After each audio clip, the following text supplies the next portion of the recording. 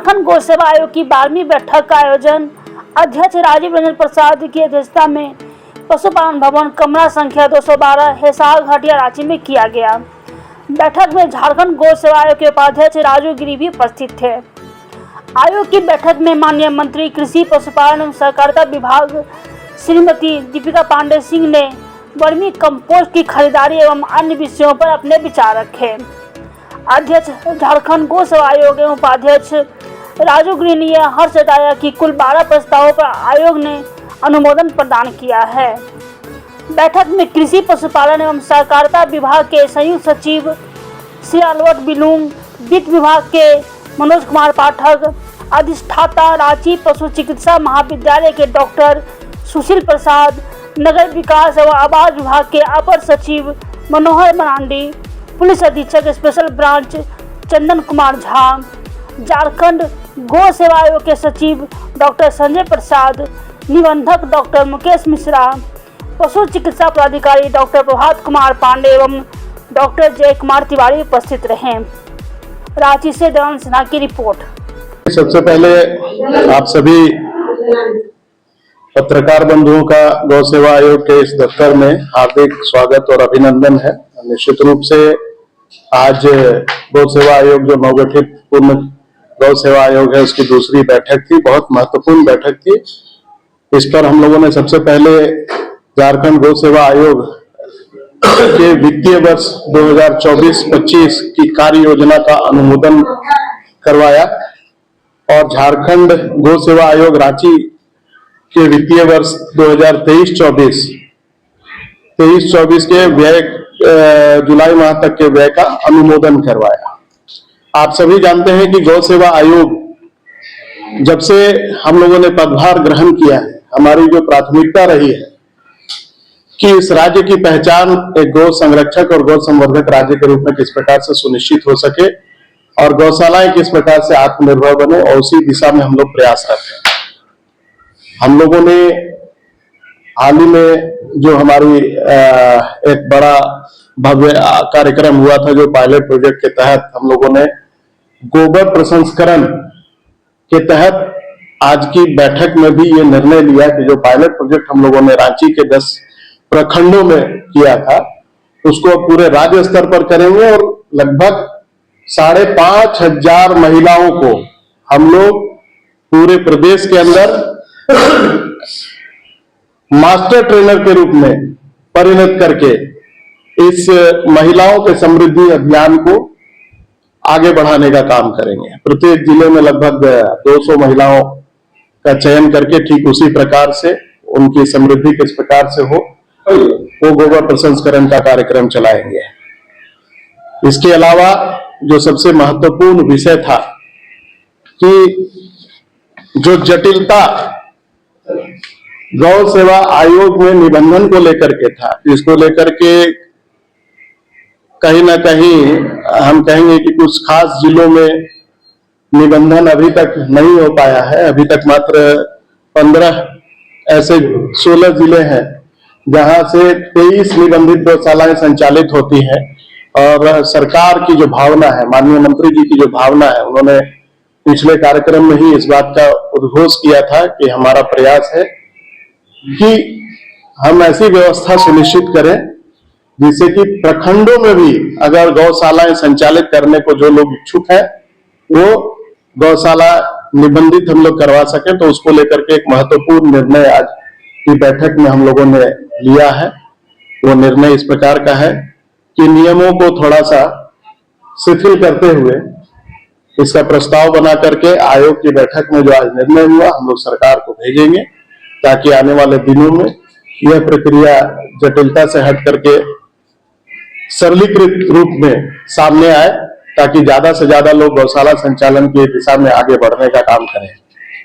इसके अलावा लाइट का अधिष्ठापन का भी निर्णय आज एक महत्वपूर्ण निर्णय हम कह सकते हैं कि आधारभूत संरचना कार्यक्रम जो हमारा चलता रहता है निबंधित गौशालाओं के बीच, उसको लेकर के हम लोग हाई मास्ट लाइट का अधिष्ठापन वहां करें। और कई ऐसी गौशालाएं हैं, कई गौशालाओं के पास तो प्रचुर मात्रा में भूमि भी है लेकिन कई ऐसी गौशालाएं हैं जहां भूमि की कमी है, बावजूद उसके बड़े पैमाने पर गौ संरक्षण और गौ संवर्धन का कार्य सुचारू रूप से चल रहा है। ऐसे गौशालाओं में भी और अन्य गौशालाओं में भी एक हाइड्रोपोनिक चारा का प्रस्ताव हम लोगों ने पारित करवाया, चूंकि एक तकनीक है जिससे हाइड्रोपोनिक चारा उत्पादित किया जा सकता है, हरा चारा जिसको हम लोग कहते हैं, तो कम जगह में उसको लेकर के भी हम लोगों ने अनुमोदन करवाया। अब इसको गौशालाओं के माध्यम से अगर हमारे सामने कोई प्रस्ताव आएगा तो आयोग उस पर काम करेगी। एक जो महत्वपूर्ण निर्णय था कि रांची गौशाला न्यास हरमू रोड पर 75 गोवंशीय पशुओं के लिए भोजनादि मद के द्वितीय किस्त के रूप में 7,50,000 रुपया मात्र विमुक्त करने का प्रस्ताव पर भी अनुमोदन हुआ। बैद्यनाथ धाम गौशाला देवघर को 83 गोवंशीय पशुओं के भोजनादि मद में 7,47,000 रुपया मात्र व्यय की स्वीकृति भी प्रदान की गई। कलकत्ता पिंगरापोल सोसाइटी शाखा हजारीबाग गोवंशीय पशुओं के भोजनादि हेतु सहायता अनुदान 5,13,000 रुपये मात्र के विमुक्ति पर भी अनुमोदन हुआ। कोडरमा गौशाला समिति यदुटाड़ झुमरी तिलैया कोडरमा के प्राधिकृत स्तर से जब्त रखे हुए 27 गोवंशीय पशु के भोजनादि मद में कुल सहायता अनुदान राशि 9,85,000 रुपये मात्र व्यय की स्वीकृति भी आयोग की बैठक में प्रदान की गई। इसके अलावा जो एक महत्वपूर्ण विषय था कि दुर्घटनाग्रस्त असहाय बेसहारा गौवंशीय पशु को राज्य के निबंधित गौशालाओं में रखने पर उनके भोजनादि मद में प्रचलित दर से भुगतान किए जाने के प्रस्ताव पर भी अनुमोदन किया गया, क्योंकि आप सभी जानते हैं कि अधिनियम के तहत जो प्रावधान है उसके तहत सिर्फ और सिर्फ भूकसी के लिए ले जाए जाने वाले गोवंशीय पशुओं के भोजनादि मद का ही भुगतान आयोग के माध्यम से उपायुक्त की अनुशंसा के बाद संभव हो पाता था। लेकिन आए दिन इस प्रकार की शिकायतें आती हैं कि कई बेसहारा पशु जो है सड़कों पर पड़े हुए हैं और समाज के जरिए भी किस प्रकार की शिकायत आती है, तो हम लोग भी उसको गौशालाओं में रखवाने का प्रयास करते हैं। तो उन गौशालाओं के ऊपर जो अधिभार पड़ता है उस पर सरकार ने आज के बैठक के जरिए एक सहायता अनुदान राशि देने का भी प्रस्ताव हम लोगों ने पारित किया। साथ ही साथ जो राज्य के अंतर्राज्यीय परिवहन के दौरान गोवंशीय दुधारू पशुओं से संबंधित जो दिक्कतें आ रही हैं उनके परिवहन में, चाहे वो राज्य के अंदर का मामला हो या अंतर्राज्यीय मामला हो, आप देखेंगे कि छोटे छोटे मेलों में अभी जो समय चल रहा है पशुओं का व्यापार भी करते हैं किसान। ऐसे लोगों को पुलिस प्रशासन के द्वारा कहीं ना कहीं जो दुधारू हैं उनके आवागमन में कोई दिक्कत न हो उस पर भी एक एसओपी तैयार करने का निर्णय हुआ है। इस बैठक के दौरान जो पुलिस महानिदेशक के प्रतिनिधि यहाँ उपस्थित थे संजय झा जी, उनको ये कहा गया है कि आप पुलिस मुख्यालय के जरिए एसओपी तैयार करवाएं और इस प्रकार से, और कल ही मैं पुलिस महानिदेशक से मुलाकात भी किया था और इस संबंध में उनसे व्यापक चर्चा हुई थी। हम ये चाहते हैं कि अधिनियम का अनुपालन तो हो ही और इस नाम में अराजकता भी ना हो, लेकिन छोटे व्यवसायी किसान इनको दिक्कतें भी ना आए, इसका भी ध्यान रखना जरूरी है। एक और महत्वपूर्ण निर्णय हुआ कि मां मनसा आरोग्य धाम गौशाला जात काटा बहरागोड़ा पूर्वी सिंहभूम को मिला निबंधन जिला पशुपालन पदाधिकारी पूर्वी सिंहभूम के प्रतिवेदन के आलोक में उनका निबंधन निरस्त करने का भी निर्णय हुआ, क्योंकि भौतिक सत्यापन के बाद वो गौशाला अभी संचालित नहीं हो रही थी। हम लोगों ने लगातार उसका जांच भी किया, उसको लेकर के हम लोग ये आज बैठक में इस महत्वपूर्ण निर्णय को लिए।